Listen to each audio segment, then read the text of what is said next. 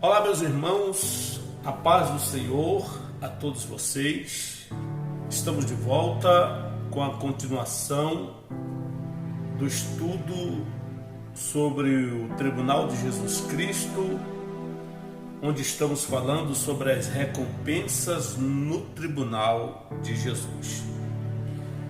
Hoje estaremos dando continuação, trazendo até vocês uma explanação, um esclarecimento sobre dois termos utilizados pelo apóstolo São Paulo e que está presente neste dia e que traz uma confusão muito grande na vida de muitos estudiosos, muitos alunos, muitos teólogos, muitos comentadores do assunto, que é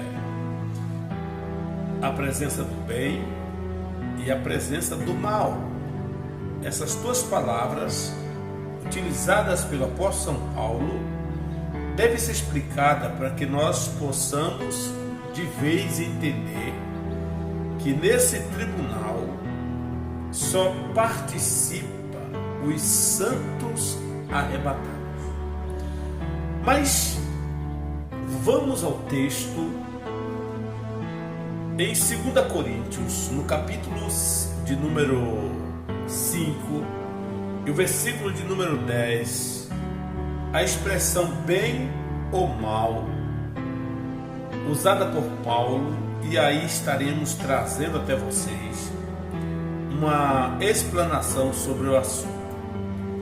Paulo diz o seguinte: porque todos devemos comparecer ante o tribunal de Cristo, para que cada um receba segundo o que tiver feito por meio do corpo, o bem ou mal. Em primeiro lugar, a palavra mal, no presente texto, não significa pecado, até porque no tribunal de Jesus Cristo não haverá pecados e nem pecadores. Diante desse tribunal não existem pessoas na condição de pecadores e nem tampouco a presença do pecado. Mas por que Paulo faz então o uso do bem e o uso do mal neste dia? Queridos irmãos, no livro de Lucas, no capítulo 20, 35 e 36,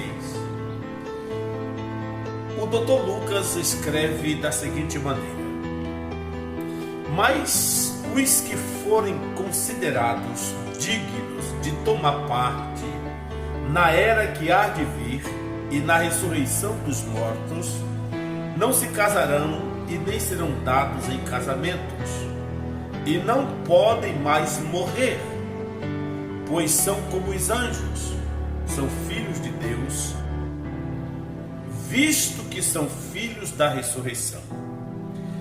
Essa descrição de Lucas, pronunciadas por Jesus Cristo, identifica a igreja como sendo completamente isenta do pecado. Mas Paulo faz uso da presença do mal. Esse termo mal tem que ser entendido, tem que ser explicado. Por isso, a palavra pecado no original hebraico significa artaete, isto é, traduzida para o grego, amartia.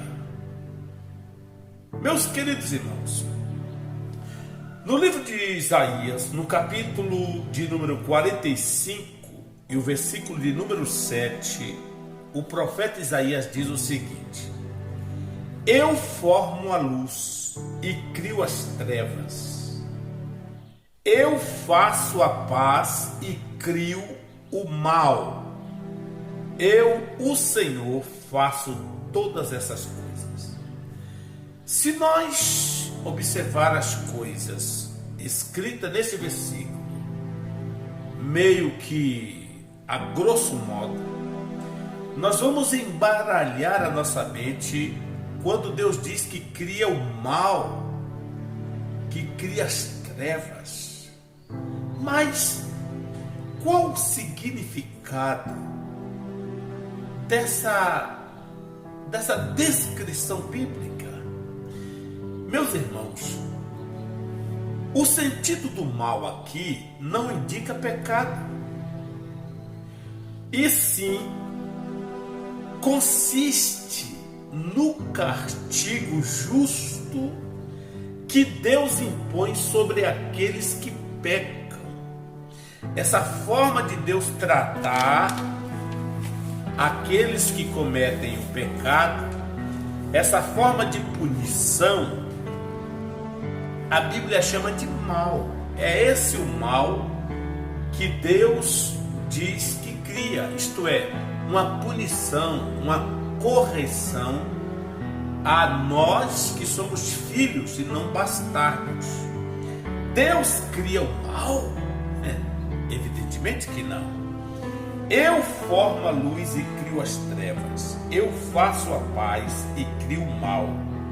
O Senhor, faço todas essas coisas.